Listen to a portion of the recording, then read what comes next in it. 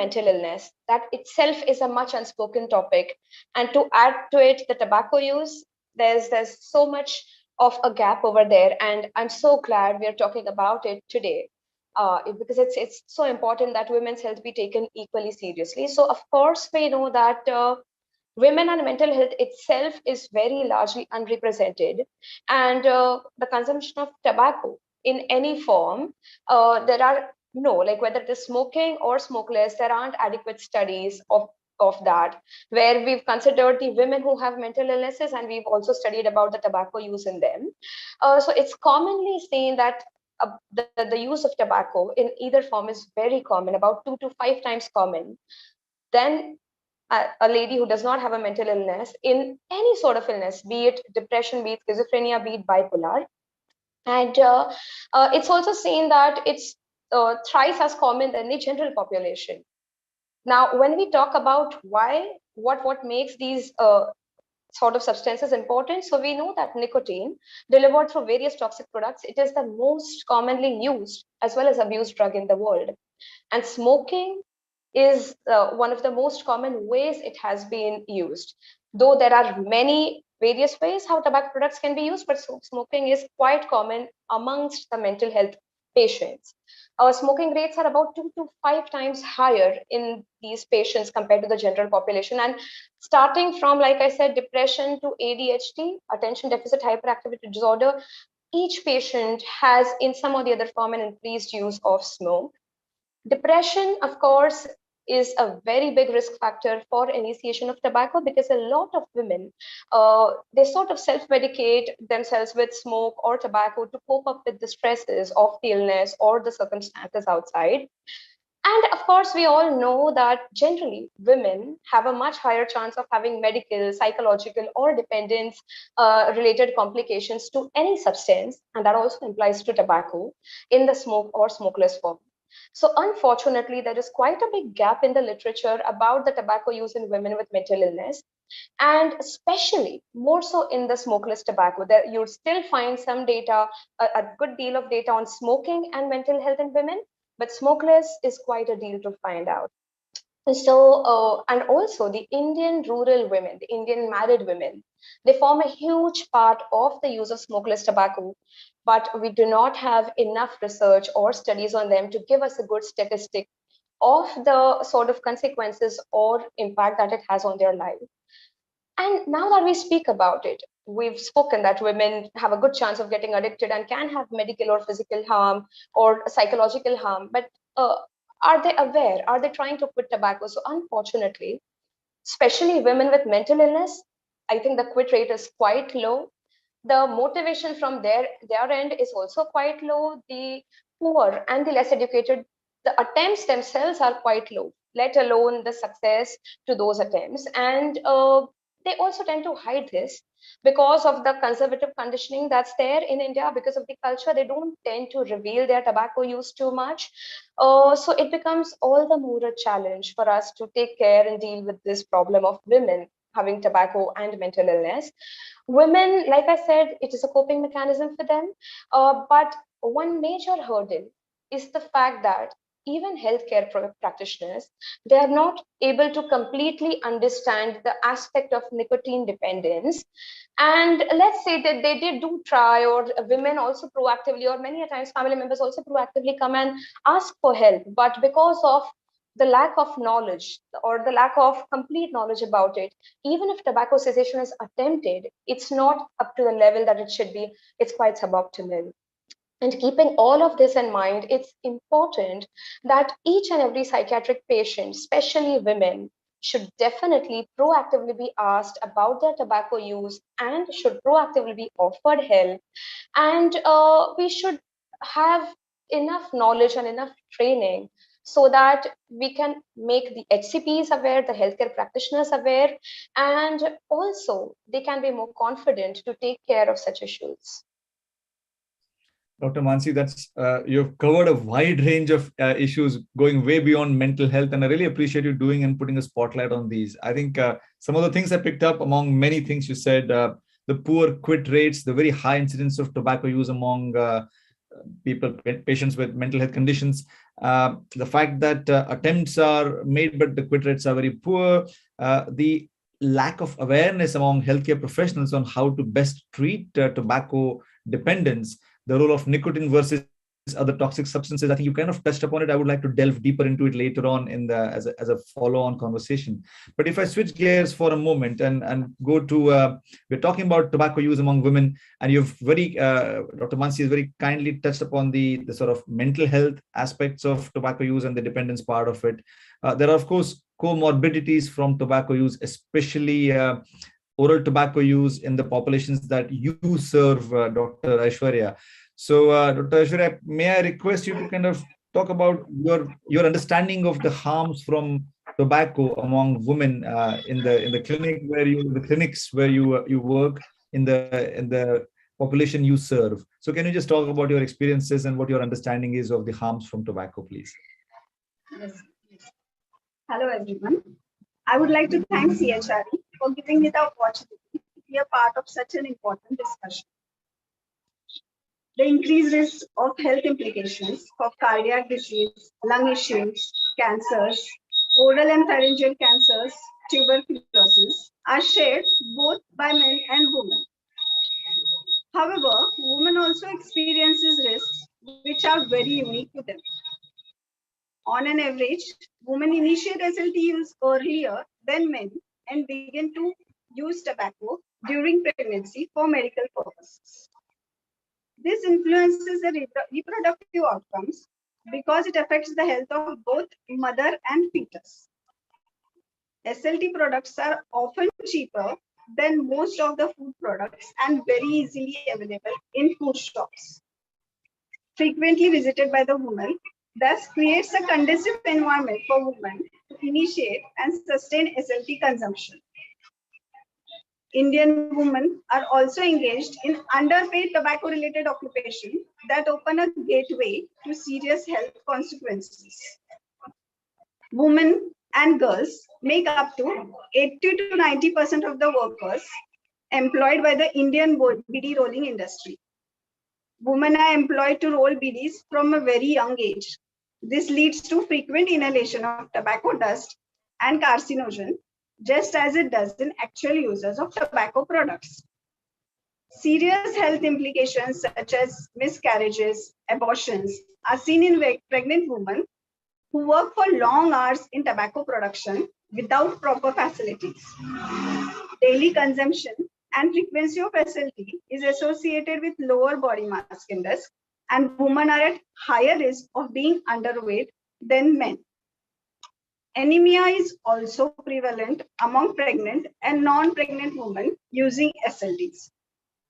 Women often carry the infants along when working and take their work home also. This exposes the infants' children to the tobacco dust. Young girls drop out of school and assist their mothers in rolling BDs. They also prepare, cure, pick, or other tobacco-related jobs. Some of the SLTs are often advertised as mouth fresheners. Women who use such products are exposed to severe oral health implications, including oral infections and initiation of potentially malignant lesions compared to non-users. Birth weight is a significant determinant of neonatal and infant morbidity and mortality, as well as longer-term health outcomes. Numerous Indian studies have demonstrated consistent birth weight reductions in maternal SLT use. Consumption of SLTs during pregnancy also reduced the gestational age and increased the degenerative placental changes. There is also known association of spontaneous abortions, stillbirth in pregnant women consuming tobacco.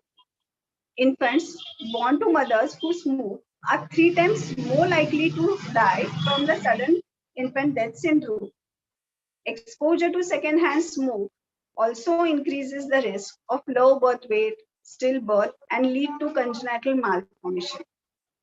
In the summary, exposure to tobacco, either through their own consumption or through secondhand sources, leads to a wide range of preventable health problems among women and their families. Thank you. Dr. Aishwarya, thank you so much for putting, as I said, a spotlight on and also your real world experience from looking at patients and the conditions they work in and live in.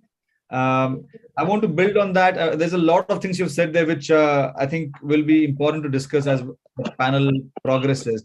But may I move to Dr. Shruti Sarapure, please, who along with you has been doing some very pioneering work, as I said, in clinical practice, in providing tobacco cessation support to patients where that's most needed.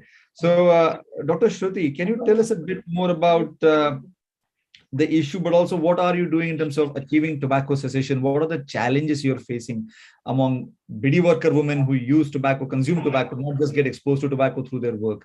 Can you just share your experiences, please? Okay. Hello, everyone. I would like to thank CHRA team for giving me this magnificent opportunity to be a part of this discussion. Women involvement in the BD rolling has been linked to the ease of learning skills and the fact that work can be carried out at home.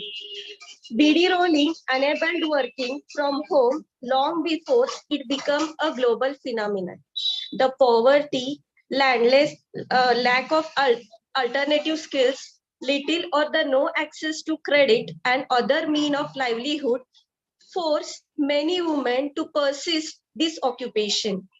In the October of 2021, we conducted a survey among 1,000 women in the BD rolling community in Solapur.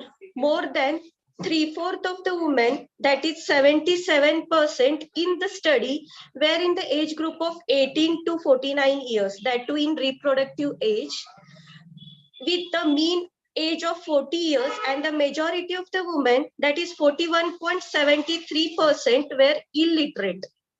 The mean work experience is 18 years. This shows that women continue to roll BDs for many years. About 98% of the respondents work for 8 hours a day, that is almost a full time, and the majority, 87.7%, rolled 500 to 1,000 BDs per day. Mean monthly income from BD rolling was around 2,850 rupees. Of the 1,033 respondents, the prevalence of ever tobacco use is 16.55%, and the current tobacco use in the past 1 month is 16.26%. This is significantly higher than the prevalence of the tobacco use among adult women in Maharashtra at 10%, according to the National Family Health Survey. Majority of the Mishri tobacco, that is 63.69%, followed by raw tobacco, they are 27.38%. Majority of the consume tobacco within 6 to 30 minutes after waking up in the morning, showing a high level of dependence. The time taken for the first cigarette or the tobacco with the morning and the daily frequency represent the intensity of nicotine dependence for the both women and men, and helpful for the clinician to devise cessation interventions. However, there are no tobacco cessation centers in Solapur that offer comprehensive and affordable tobacco harm reduction based support and services. And none that there were no women centered. So we decided to change it. We now 3 women wellness clinic right in the heart of the BD worker women community, offering comprehensive cessation support. Thank you. This is a condition in Solapur. Dr. Shruti and Dr. Aishwarya, before that, I think this is very eye-opening. I mean, absolutely, as Dr. Karishma is doing there, I think I would clap to the excellent work you guys have done and started. And of course, it's a long way ahead.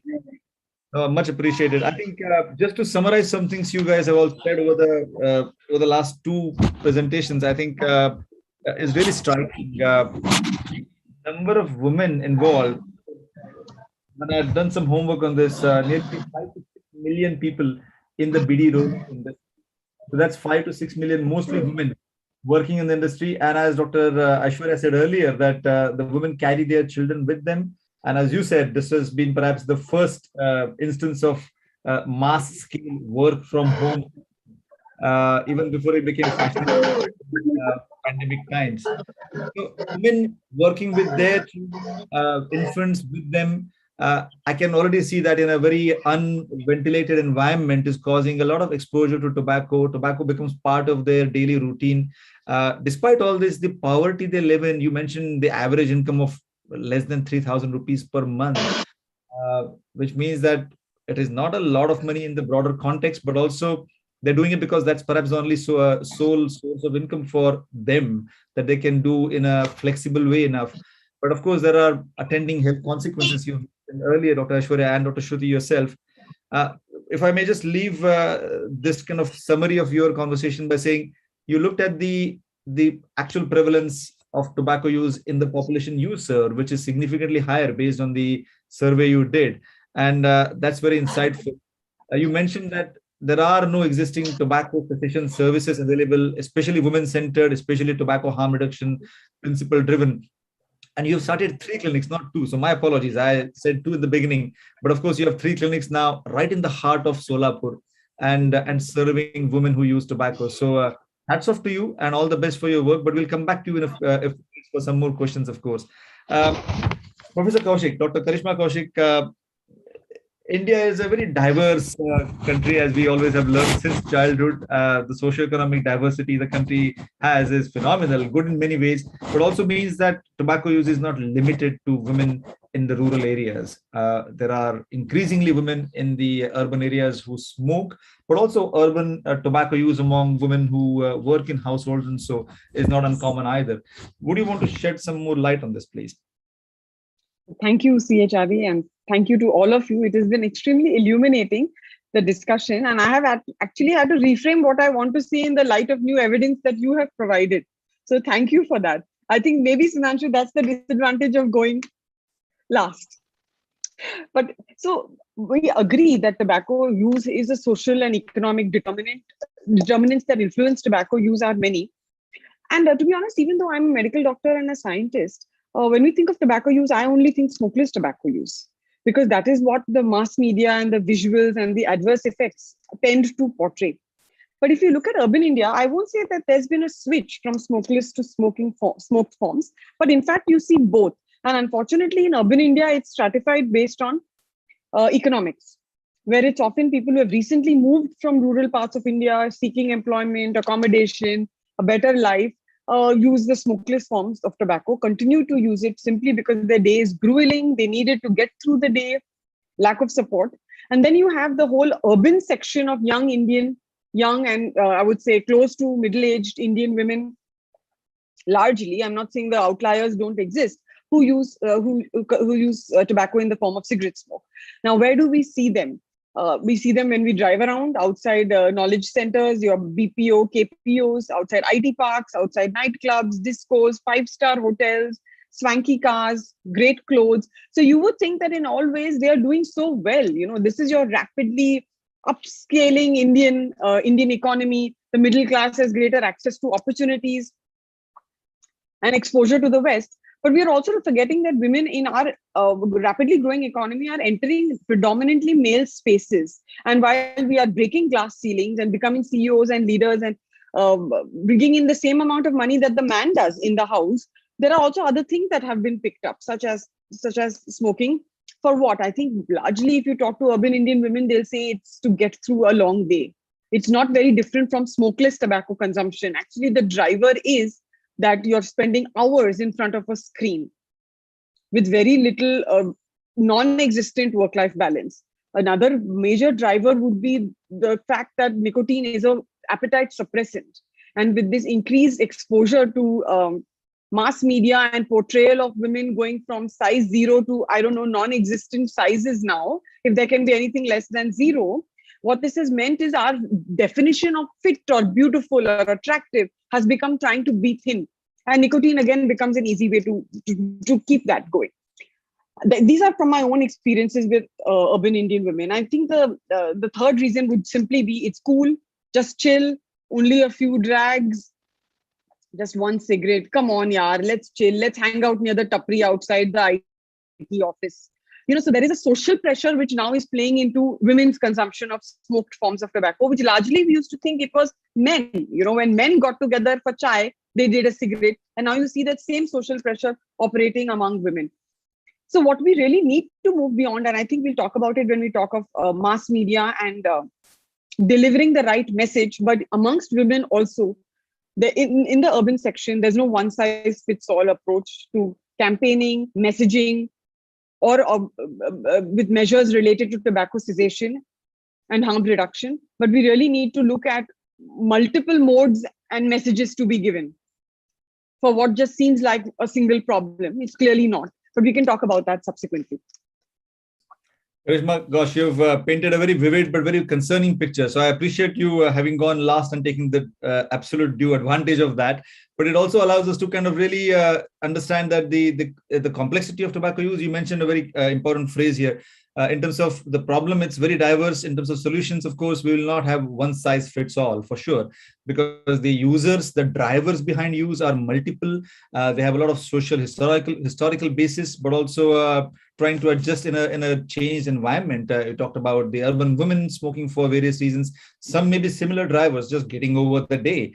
Other may be trying to kind of identify themselves among the sort of the group of people that they have kind of been shown as kind of aspirational in terms of lifestyle, trying to emulate what men do to be seen as having made it in some way. And so there's a lot of things happening there. It was interesting for you to start with smokeless as what comes to people's mind when you talk about women's tobacco use.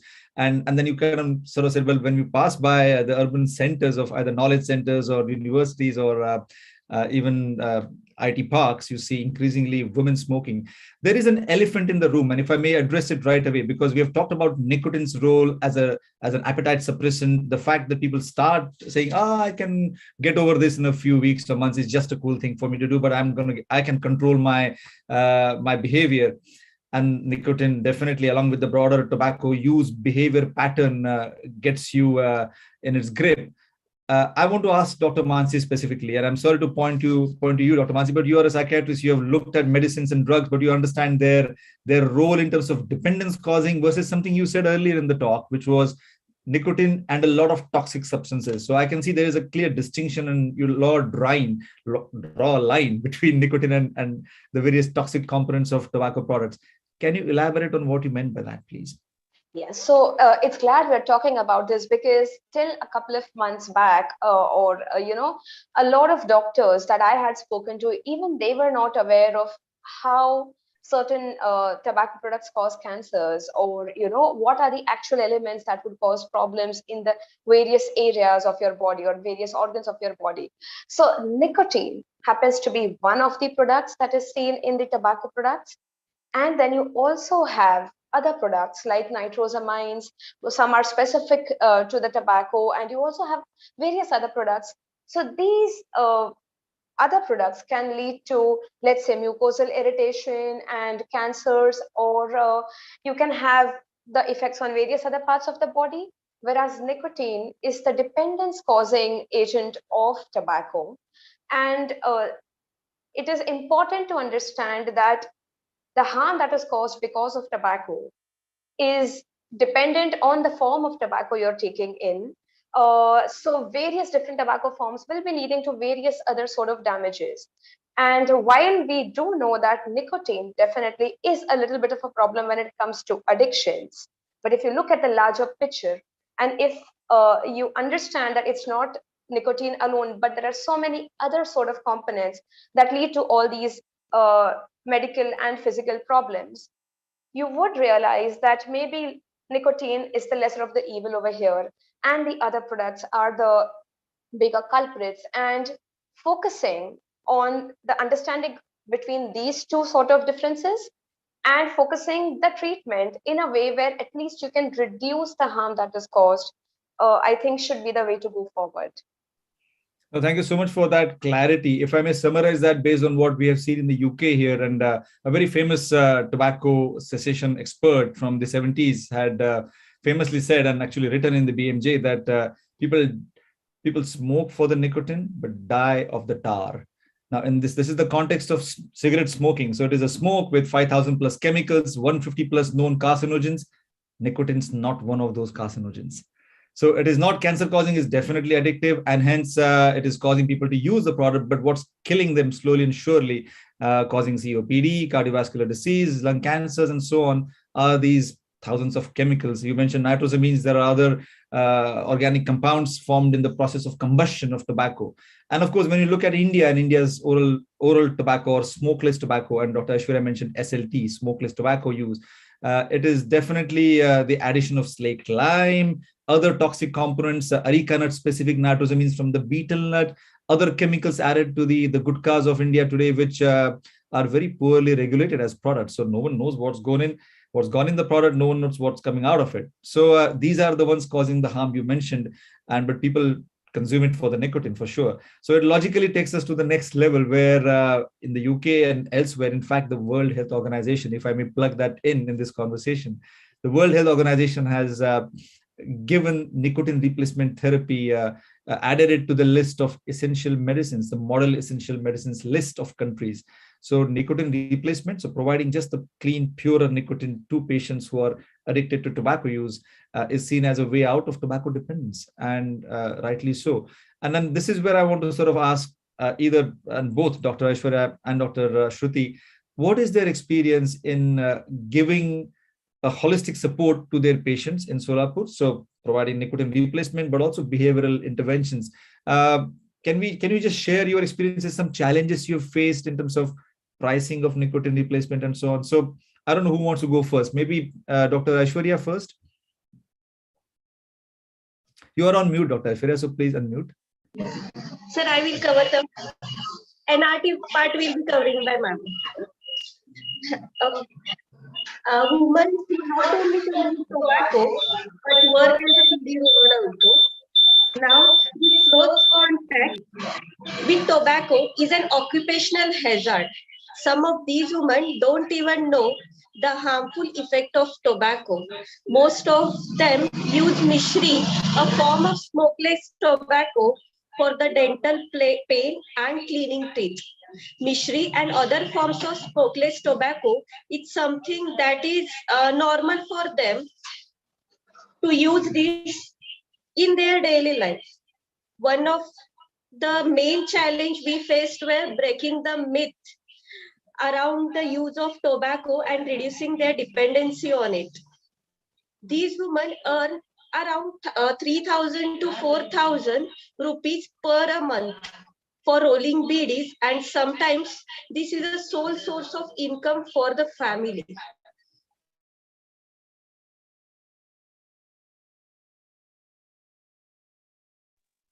Thank you. Over to We prescribe NRT to these women and monitor their use with regular follow-ups. Nicotine gums and the patches are the most common forms of NRT used and have been given to these women. They have been taught how to use these products accurately so that they receive the right amount of nicotine they need. Most of the women have been successfully quit tobacco with the help of NRT. But we should bear in mind that we offer NRT for free as a part of this project. If the women tobacco users were to buy it from the market over the counter, it would be well beyond their affordability. That problem still needs to be addressed. Thank you. Thank you both, Dr. Shruti, Dr. Aishwarya. I think you've really highlighted the challenges from an economics point of view.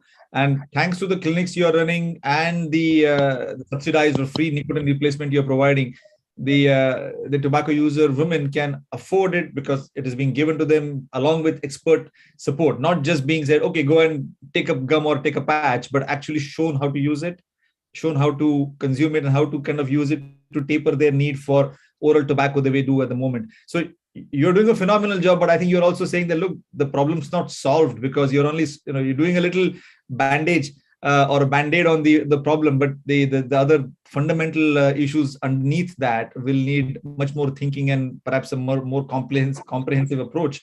And we can't solve it in today's panel discussion, I'm sure, but I think at least we are trying to get on the same path and the same destination in some way. But I really appreciate that insight about affordability. One quick question, I'm going to go back to Dr. Mansi, just to clarify one simple answer about nicotine replacement therapy in pregnant women. Is there something to worry about there, or what would you advise as an expert in addiction treatment? Yeah, so well, I mean, the data on nicotine use in pregnant women, nicotine replacement therapy in pregnant women, isn't clear yet. Isn't clear, of course, because of lack of the research in that area, and it's quite controversial. Because if we consider the fact that nicotine, if you provide enough nicotine replacement in the optimum dose, you're able to help the lady quit tobacco, which, like we just spoke about, will help her eliminate multiple other toxic chemicals going into her body and affecting the fetus. But nicotine alone can also harm the fetus. So we don't have clear data. It would be ideal to help a lady quit tobacco without NRTs. It's ideal to do that. But considering the harm that would be caused by other toxic chemicals as well, it's a very valid way to go ahead with the NRTs so that at least a certain amount of harm is definitely reduced. So that's a very wise and practical answer. And this is what I expect from having healthcare professionals such as you all working on this project. I think we are trying to take tobacco cessation, tobacco harm reduction away. I'm not trying to take it away from academics. I'm trying to make it more practice oriented. And that is the kind of mission of Center for Health Research and Education, that we are trying to bridge the policy and practice gap, as we like to always say, which means there is a lot of exciting, good, valid, robust, scientifically evidence proven kind of ideas behind tobacco cessation, nicotine replacement. When it comes to actual practice, when a patient actually comes to you and says, but doctor, I'm pregnant, and should I be then taking this or continue smoking or continue using my oral tobacco because it gives me what they think is manages their dental pain, manages whatever else. This is where this level of clarity on the various levels of risk and risk differentiation comes in. So I really appreciate that thoughtful answer there, Dr. Mansi. Look, I mean, I think one thing that is kind of emerging, if I may start summarizing, and I want to get a few last sound bites from one or two specifically. What's emerging is that oral tobacco use is a big issue across rural and urban populations. Poverty makes it difficult for us to solve it with very costly nicotine replacement therapies, but we at least are finding that it seems to be helpful in doing that. So now the question is, how do we bring down the price of these cessation products and make it affordable, available to women across the country? One more thing that I think is something that came up is one shouldn't stigmatize tobacco use, because that's always the sort of the approach to media campaigns and so on. And I think, Karishma, I want to pick your brains on this. We have historically seen that anyone using a certain product, whatever it is, of addictive nature and causing harm to society, the message is always very negative. It's always stigmatizing. And I think especially in case of women's health, I would expect that given the current, only recently we are seeing women being more outspoken, but otherwise, women seeking healthcare in India is not a very common thing. They deprioritize it to everything else they do. Their family comes first, everything else comes first. And then they say, well, okay, my health is also something I want to do, to look after. Is my assumption right? And if we are trying to create a positive way of addressing tobacco use and what would be your approach to a mass media campaign, again, tailored to different subgroups of the population? Karishma, you want to sort of pick on that? Sure, Sudhanshu. So it was actually only after I was preparing for this discussion that I realized I can't remember the last time I saw a campaign related to smoked tobacco use in urban Indian women. And the last time I saw one related to smokeless use, because I went to the theater a week ago, and there's that classic campaign in Indian media where she turns her head and she has this really large deformity because of post-surgical, after surgical removal of her oral squamous cell carcinoma. So the messaging has always been about this grotesque kind of outcome, which, if I think about it, as I was preparing for this webinar, most people would say, oh, this can happen, but it will not happen to me. One could always rationalize saying, mote to itne log hai, sabko heart attack nahi hota hai. everybody doesn't get cirrhosis because they have 2 drinks a week. But if the messaging is more about, for women especially, what are you putting into your body? If we actually made a black, liquidy, gooey substance of that tar and all those chemicals, would we even imagine wanting it to put it into our lungs or into our mouth? It's like licking tar off the road while a road construction is happening. Would we even think of doing that? No matter, we wouldn't even think of how good we feel after that, right?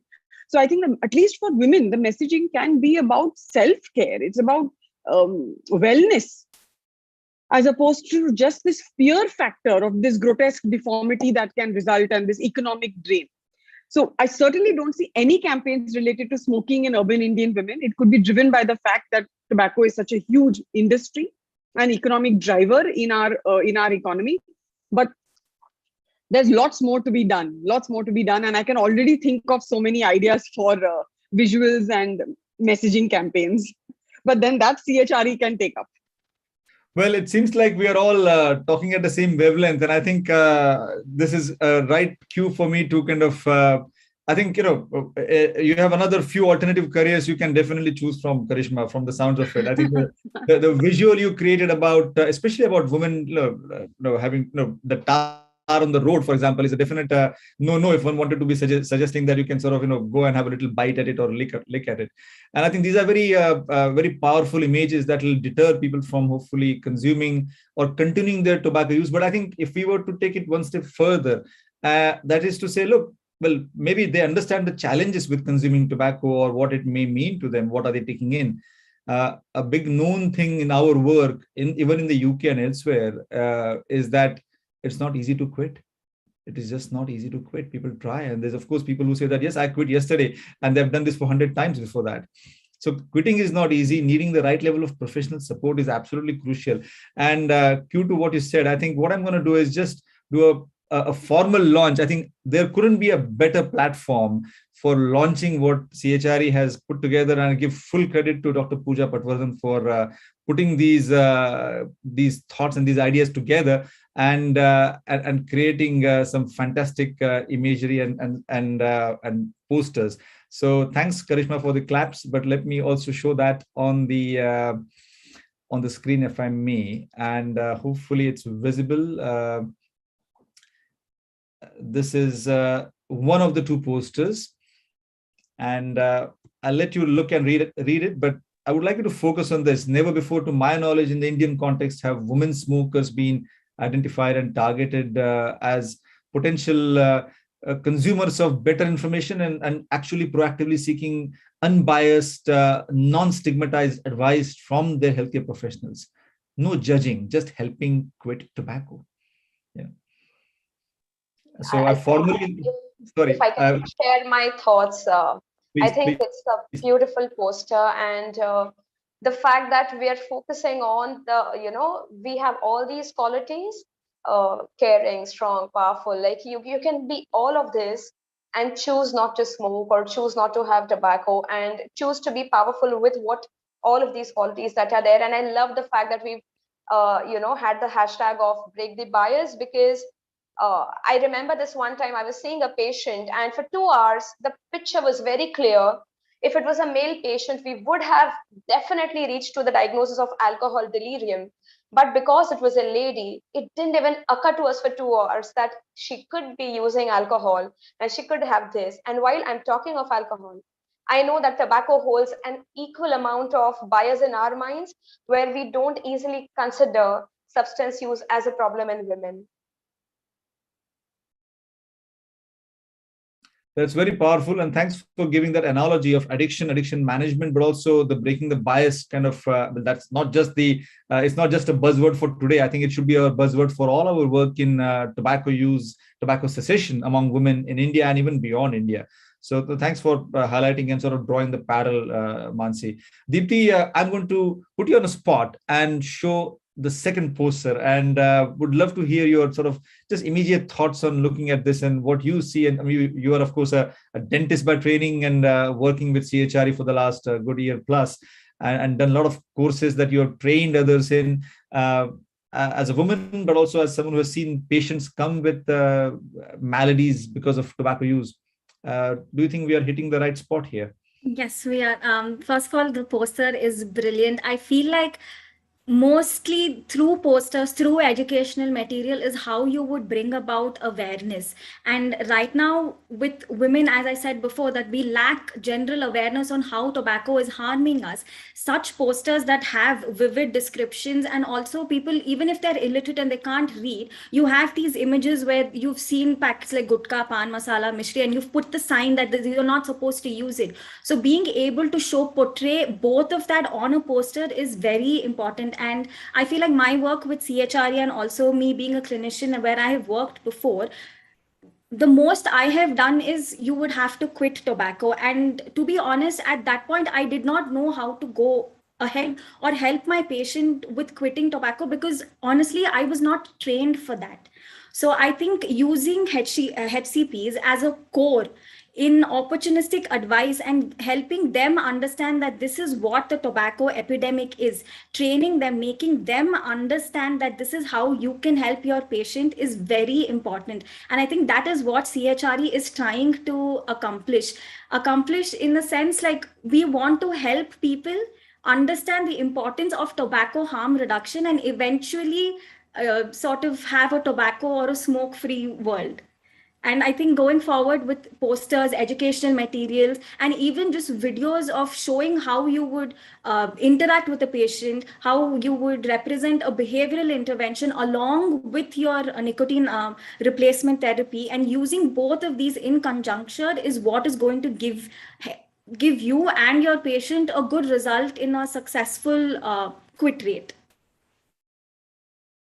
Absolutely agree. I think, and the idea of doing this, and again, I said full due credit to Dr. Pooja Patwardhan for leading this piece of work, and also putting the right sort of thought behind this sort of sensitive approach to women's needs in terms of getting support for quitting tobacco. I think I find this phenomenally important for patients to be able to, or tobacco users to be able to say this with confidence to their doctors and their healthcare practitioners, and saying, look, don't judge me. Again, I'm just reading from here. A woman should be able to say with confidence that I have an equal right to better health as any man.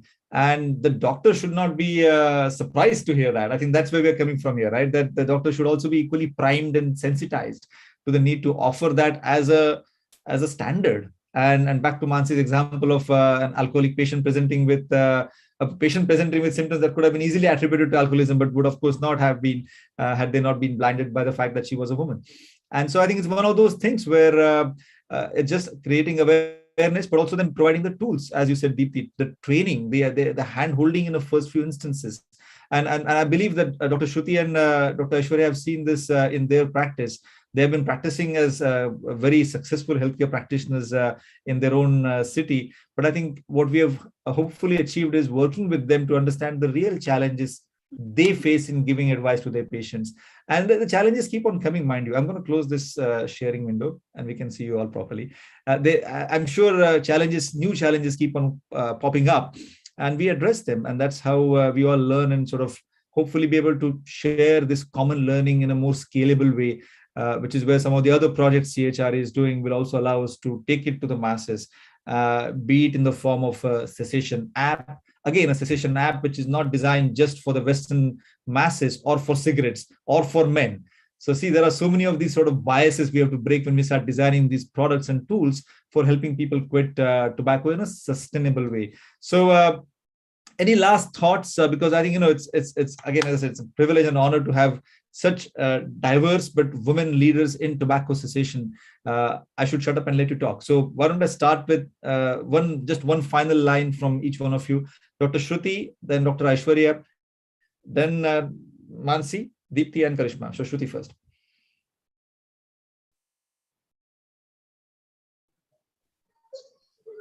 Sir, I had wonderful experience here in working in these clinics, in overall 3 clinics, sir. I'm very happy to help the poor women to get how to quit tobacco and how to get their health improvised.